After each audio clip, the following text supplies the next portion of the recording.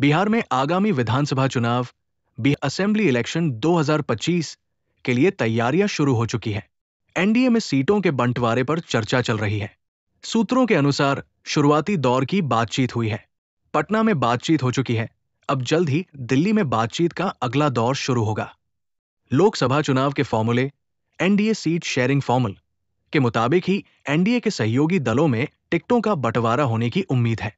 बता दें कि लोकसभा चुनाव में बीजेपी ने 17, जेडीयू ने 16, एलजेपी ने 5 और हम और राष्ट्रीय लोक मोर्चा ने एक सीट पर चुनाव लड़ा था। बिहार विधानसभा चुनाव में एनडीए की सभी 5 पार्टियां मिलकर चुनाव लड़ेंगी। लोकसभा चुनाव में बीजेपी ने जेडीयू से 1 सीट ज्यादा पर चुनाव लड़ा था, लेकिन विधानसभा में जेडीयू बीजेपी से 1-2 ज्यादा सीटों पर चुनाव लड़ सकती है। एनडीए में यह हो सकता है सीटों का फॉर्मूला सूत्रों के मुताबिक जेडीयू 243 में से 102 से 103 और बीजेपी 101 से 102 सीटों पर चुनाव लड़ सकती है। बाकी बची करीब 40 सीटें लोक जनशक्ति पार्टी, हिंदुस्तान अवाम मोर्चा और राष्ट्रीय लोक मोर्चा को दी जाएंगी। इसमें बड़ा हिस्सा एलजेपी का होगा, क्योंकि उसके 5 सांसद हैं। इस लिहाज से उसे करीब 25 से 28 सीटें मिल सकती हैं, जबकि हम को 6 से 7 और राष्ट्रीय लोक मोर्चा को 4 से 5 सीटें दी जा सकती हैं। जमीनी हकीकत का रखा जा रहा ध्यान सूत्रों के हवाले से खबर है कि सहयोगी दलों में इस बात पर सहमति बन गई है कि टिकट बंटवारे में जमीनी हकीकत का ध्यान रखा जाएगा। उम्मीदवार तय करते समय दूसरे सहयोगी दलों के उम्मीदवारों की जातीय पृष्ठभूमि का भी ध्यान रखा जाएगा। जातीय समीकरणों को साधते हुए टिकट दिए जाएंगे। टिकट बंटवारे के समय यह ध्यान रखा जाएगा कि अगर एक जिले में अलग अलग सहयोगी दलों को टिकट मिलता है तो ऐसा ना हो कि एक ही जाति के कई उम्मीदवार एनडीए से उतार दिए जाएं, बल्कि कोशिश यह रहेगी कि अलग अलग जाति के उम्मीदवार हों ताकि सबके वोट मिल सके। नीतीश ही होंगे एनडीए का चेहरा। बीजेपी सूत्रों ने स्पष्ट किया है कि बिहार में नीतीश कुमार ही एनडीए का चेहरा रहेंगे। पीएम मोदी और नीतीश कुमार के नाम और काम पर चुनाव लड़ा जाएगा।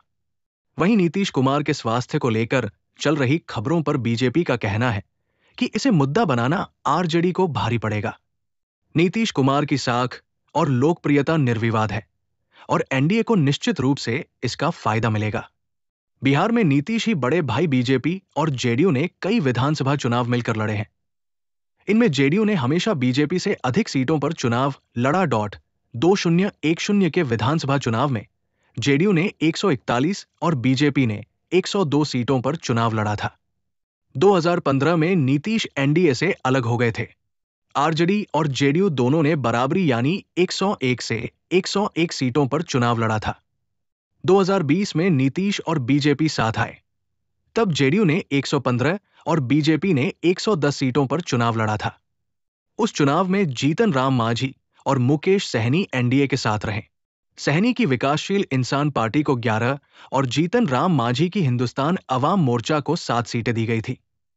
पिछले विधानसभा चुनाव में चिराग पासवान ने एनडीए से अलग होकर 134 सीटों पर चुनाव लड़ा था। सिर्फ 1 सीट ही जीते। हालांकि जेडीयू को लगता है कि चिराग पासवान के कारण उसे कई सीटों पर नुकसान हुआ और वो तीसरे नंबर पर खिसक गई।